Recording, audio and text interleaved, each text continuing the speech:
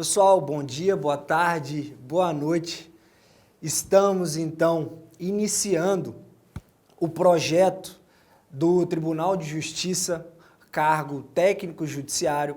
Sou o professor Diogo Medeiros, professor das matérias de Direito Constitucional, de Direito Processual Penal. Galera, antes de mais nada, antes de iniciar um estudo, antes de se iniciar um projeto, eu quero dar algumas dicas para vocês aqui no que se relaciona aos conhecimentos específicos do seu edital. Você vai olhar lá no seu edital, você vai ver que são 40 questões de conhecimentos específicos com peso 2. Então, vale por 2. 40 questões seriam 80 pontos. Matérias constitucional, administrativo, penal, processo penal, civil, processo civil. Acho que é isso. O que acontece? Se vocês forem olhar as provas passadas, as provas de técnico judiciário dos editais passados, vocês vão perceber que tem que gabaritar, galera. No que se relaciona aos conhecimentos específicos, você tem que chegar ali para errar 3, 4, 5 questões. Então, o nosso objetivo aqui é esmiuçar, e me permite usar essa palavra esmiuçar, porque eu morei 5 anos em Minas, é uma palavra mineira. Vamos esmiuçar o edital no que se relaciona às nossas matérias, para não errar. O objetivo é não errar. O que vai cair, galera? Letra de lei. Vai cair lei seca em todas as matérias, professor? Em todas as matérias. Todas as matérias no que se relaciona ao conhecimento específico. Então, o que eu vou fazer? Vou comer o vade-mecum. Primeiro, antes de assistir essa aula, se você não tem, dá pausa e providencia um vade-mecum. Você precisa ter um código que você utilize a todo momento para ver o artigo. Por quê? Às vezes você tem memória visual e às vezes você precisa ver o artigo na disposição que ele está. É assim que você vai gravar. Então, antes de mais nada, pegue o seu vade-mecum e comece a acompanhar a nossa matéria, porque vai cair lei seca. Quanto, professor? De 80% a 90% nesses editais. O normal, o que se espera, é de 80% a 90% na nossa matéria. Então, galera, é ler a lei seca. É chato? É, mas eu vou ter que ler palavra por palavra. Beleza? Então, o primeiro ponto e mais essencial é você ter um vade-mecum e ler os dispositivos com bastante calma, porque eles vão trocar as palavras, eles vão trocar os institutos. Beleza? Então, ter na cabeça que eu tenho que fazer a leitura seca da legislação. Vamos lá, então. Acredito aí que seriam divididas as matérias pelo número de questões, daria em torno de 6 questões por matéria. Beleza, vamos passar aqui. Então, direito constitucional, nosso edital ficou um pouco desfocado, mas depois vocês, no slide vocês vão ter condição de ver melhor. Aí, a nossa parte aqui é a separação dos poderes, é a organização dos poderes, o título 4.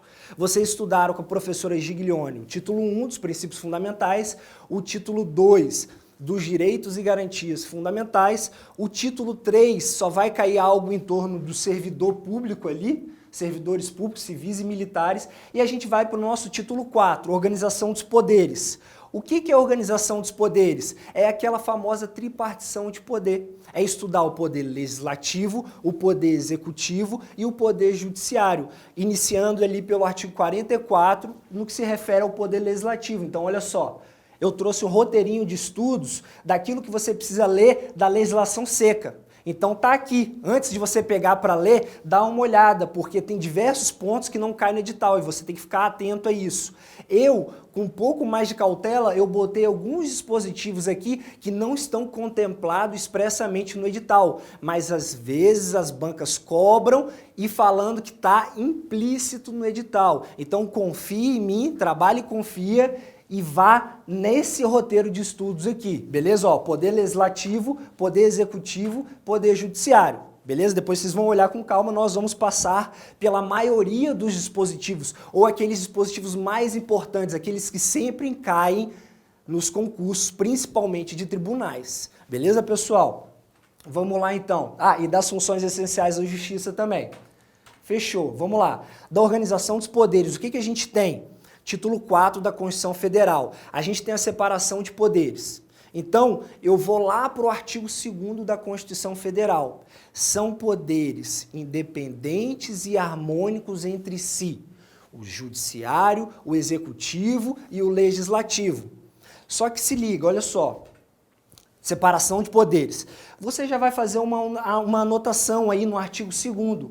Na verdade, pessoal, liga o artigo 2º com o artigo 1º, parágrafo único da Constituição. Lá vai falar assim, ó, todo poder emana do povo que o exerce por meio de representantes legais ou diretamente nos termos dessa Constituição. Significa que a nossa democracia é uma mistura de democracia representativa, onde eu escolho representantes eleitos através do voto e, às vezes, os cidadãos diretamente participam da condução da coisa pública, como, por exemplo, um plebiscito, como, por exemplo, um referendo, como, por exemplo, uma iniciativa de lei que nós vamos ver agora nessa aula. Significa que o poder ele é uno e indivisível. O poder ele emana do povo, é um só. O artigo 1º, parágrafo único, ele tem a palavra poder no singular. Só que aqui esse poder está no plural.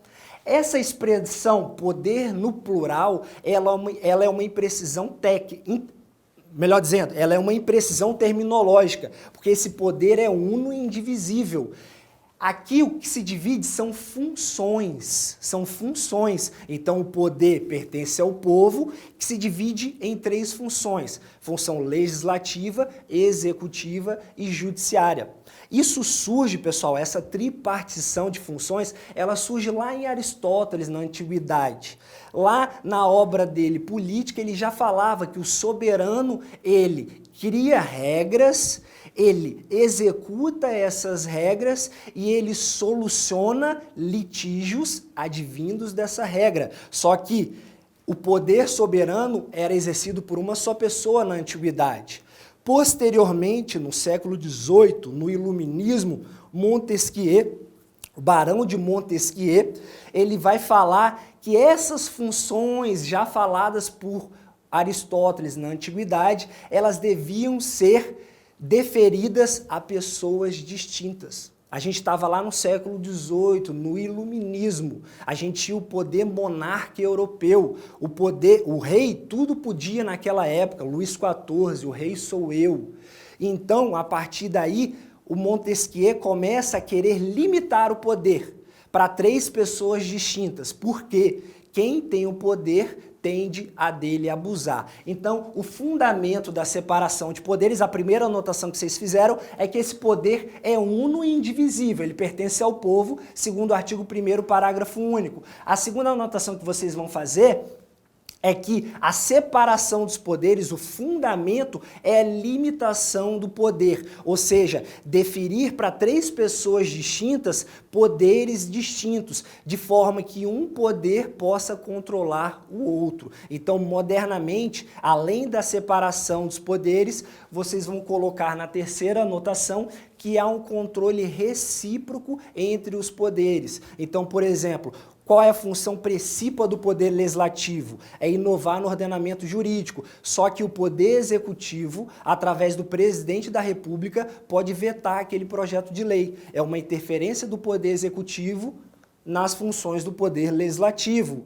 No mesmo passo, o poder executivo, através do presidente da República, ele pode estabelecer, por exemplo, uma lei delegada, ele pode criar uma lei delegada, só que o Congresso Nacional, pelo poder legislativo, ele pode sustar aquela delegação legislativa que exorbitou dos limites da delegação. O judiciário pode declarar uma lei inconstitucional, então há um controle recíproco entre esses poderes, aquilo que a gente chama na doutrina norte-americana de checks and balances, controle recíproco entre os poderes.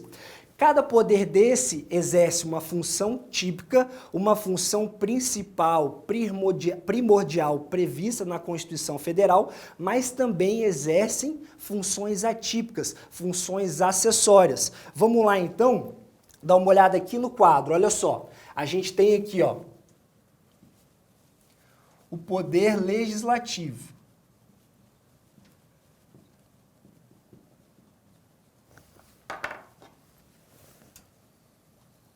O poder legislativo, então, ele exerce uma função típica.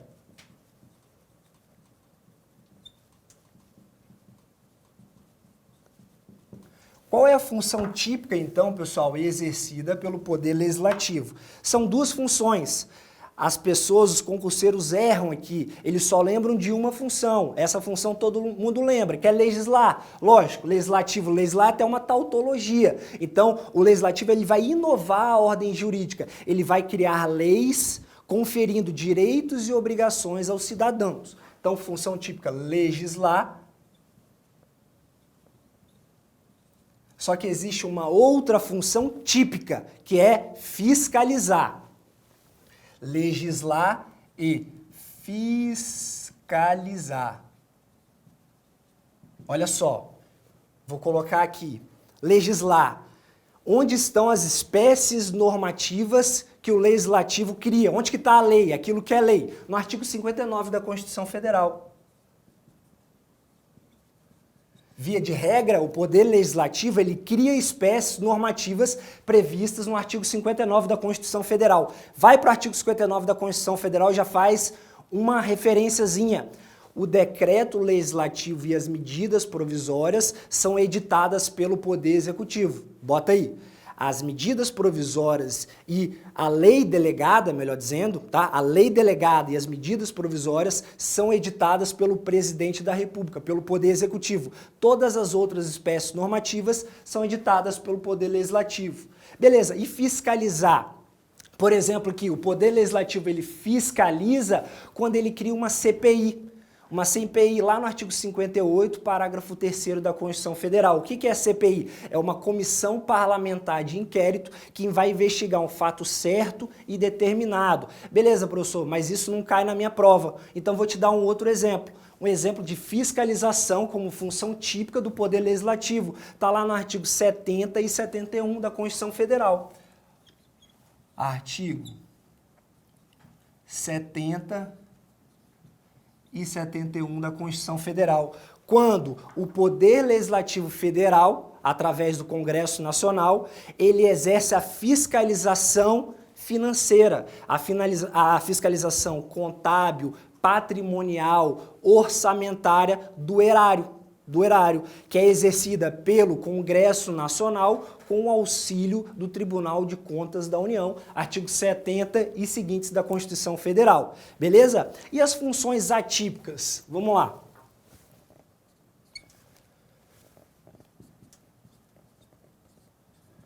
Função atípica é aquela que é exercida de modo secundário e que pertence a outros órgãos, ao órgão executivo e ao órgão judiciário. Beleza, então me dá um exemplo, professor, de função administrativa. Função administrativa exercida atipicamente pelo Poder Legislativo. Aqui, olha só, vai lá no artigo 51 da Constituição Federal e olha os incisos. Olha os incisos 4 e 5. 4, na verdade, o inciso 4. O artigo 51, inciso 4 da Constituição Federal, ele vai falar que compete privativamente à Câmara dos Deputados dispor sobre sua organização, funcionamento, concessão de férias, licenças, concurso público. Então, essa Casa Legislativa, a Câmara dos Deputados, ela vai se organizar administrativamente. A Câmara dos Deputados e também o Senado Federal, olha lá no artigo 5213, melhor dizendo, da Constituição Federal. Olha o artigo 5213 e olha o artigo 51, quarto da Constituição Federal. Cabe, então, à Câmara dos Deputados e ao Senado Federal se organizar administrativamente, criar seu regime jurídico próprio, concedendo licença, férias, aumento de vencimentos e por aí vai. Olha só, então, função administrativa se refere à organização administrativa das casas legislativas. Isso está lá no artigo 51, inciso 4º, não é isso? Artigo 51, inciso 4º da Constituição, e artigo 52, inciso 13 da Constituição Federal. É organizar seu próprio regime jurídico. Eu não preciso do Poder Executivo para fazer isso para mim. Eu tenho autonomia orçamentária, administrativa, para ter o meu próprio regime jurídico, beleza? Tranquilo. E função jurisdicional, olha só. O que é essa função jurisdicional? É a função do Poder Judiciário, a função de dizer o direito. O que acontece? O Judiciário, então, ele substitui a vontade das partes. Nós temos duas pessoas que têm um conflito, o Judiciário vai assumir aquele conflito para si e, através do direito objetivo, através da lei, vai julgar aquela lide, vai julgar aquele problema, trazendo uma pacificação social, porque resolveu aquele conflito. Beleza? Quando que o Poder Legislativo vai exercer essa função atípica, essa função jurisdicional atípica? Olha o exemplo extremamente importante na sua prova. Quando o Senado Federal, ele julga o presidente da República por crimes de responsabilidade. Olha só, o Senado Federal vai processar e julgar o presidente da República nos crimes de responsabilidade. Então tá aqui, ó. Quando o Senado Federal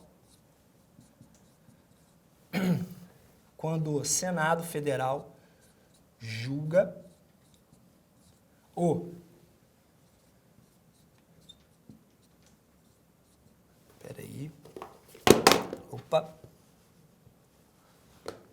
julga o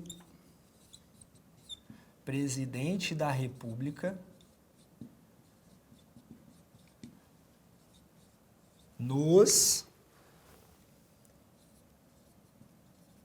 crimes de responsabilidade.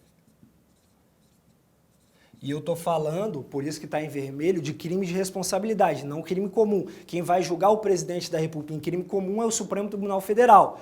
Crime de responsabilidade, quem julga é o Senado Federal, uma casa legislativa, uma das casas legislativas do Congresso Nacional. Isso está onde?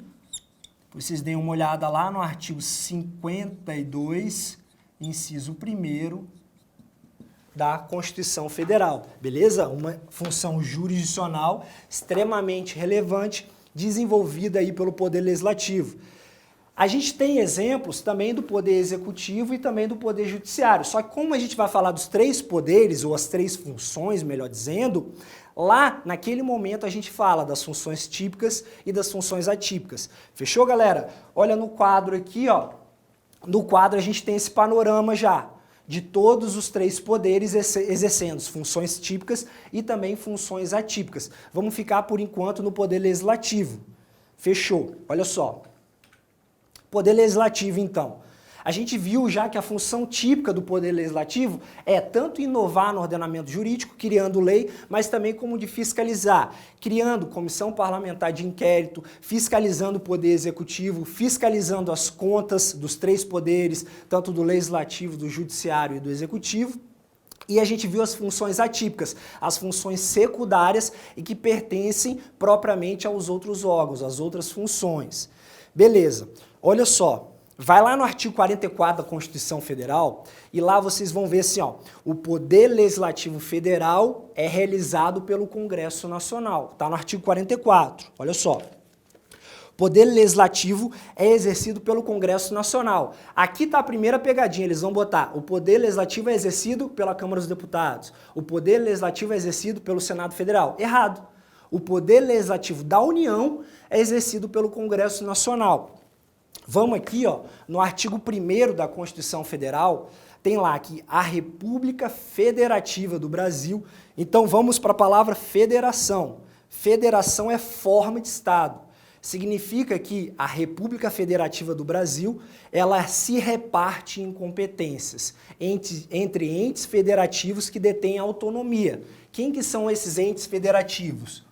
União, Estados, DF e municípios. Esses caras aqui, eles têm autonomia. sendo que quem tem soberania é a República Federativa do Brasil. Eu conjugo o artigo 1º com o artigo 18 da Constituição Federal. Federação, forma de Estado, repartição de entes federativos em diversas competências. Então, olha só, a União tem poder legislativo, tem poder executivo, tem poder judiciário, assim como estados e DF. Lembrando que o município não tem poder judiciário, só tem poder executivo e poder legislativo. O poder legislativo da União é o único que é bicameral. Anota aí, o poder legislativo da União é o único poder que é bicameral, porque é exercido por duas casas. O poder legislativo estadual é exercido pelas Assembleias Legislativas Estaduais, através dos deputados estaduais. O poder legislativo do DF é exercido pelas câmaras distritais, através dos deputados distritais. O poder legislativo dos municípios é exercido pelos vereadores, através das câmaras de vereadores. Então, todos esses três poderes, Estado, DF, município, têm uma casa legislativa, só a União que tem duas casas. Então, o poder legislativo da União é formado pelo Congresso Nacional, que se divide entre a Câmara dos Deputados e o Senado Federal. Beleza? O poder legislativo da União, então, ele é bicameral. Você bota lá no artigo 44 da Constituição que o poder legislativo que é exercido pelo Congresso Nacional, ele é bicameral. Bota uma seta e escreve aqui, ó, bicameralismo federativo. O Senado Federal, então, ele vai representar os estados e a Câmara dos Deputados vai representar o povo. Esse bicameralismo tem tudo a ver com a forma de Estado federativa, beleza? Então a gente passa agora a analisar a Câmara dos Deputados e o Senado Federal. Mas para isso eu tenho que apagar esse quadro aqui.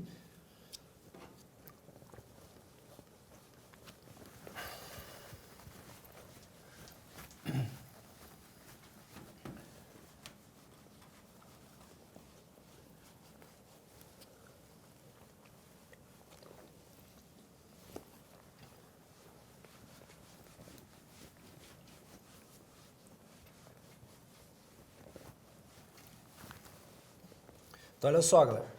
Vamos dividir aqui, mais ou menos na metade. A gente tem aqui, então,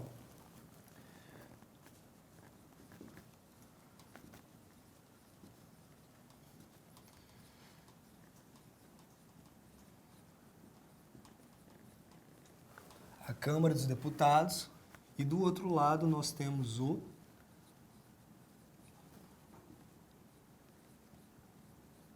Senado Federal. São as duas casas que compõem o poder legislativo da União.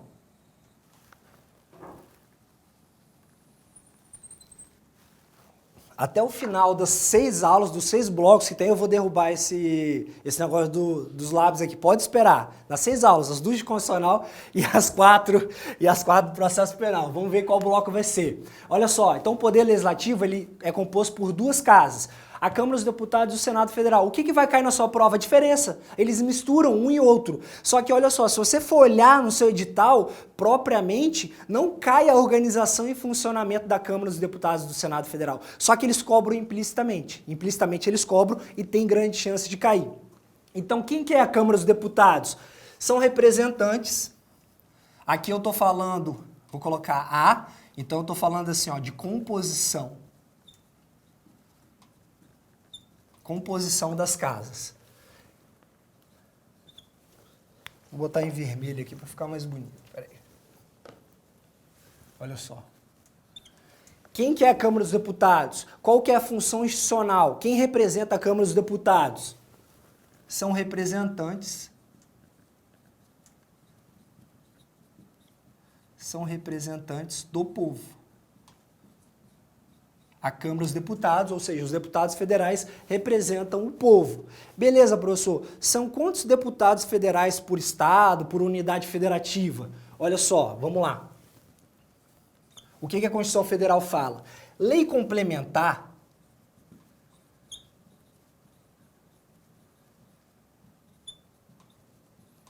estabelecerá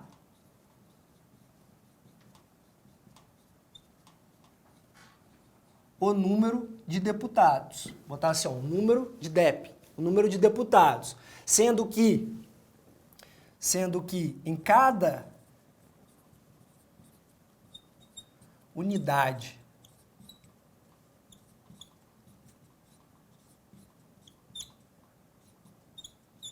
ó, lei complementar, o que a Constituição Federal fala? Lá no artigo 44. Lei complementar vai estabelecer o número de deputados. Em cada unidade da federação, leia-se, em cada estado, em cada Distrito Federal, aliás, só tem um, em cada estado e no Distrito Federal, não terá menos de 8 ou mais de 70 DEP.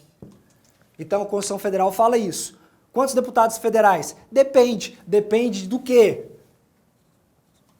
É proporcional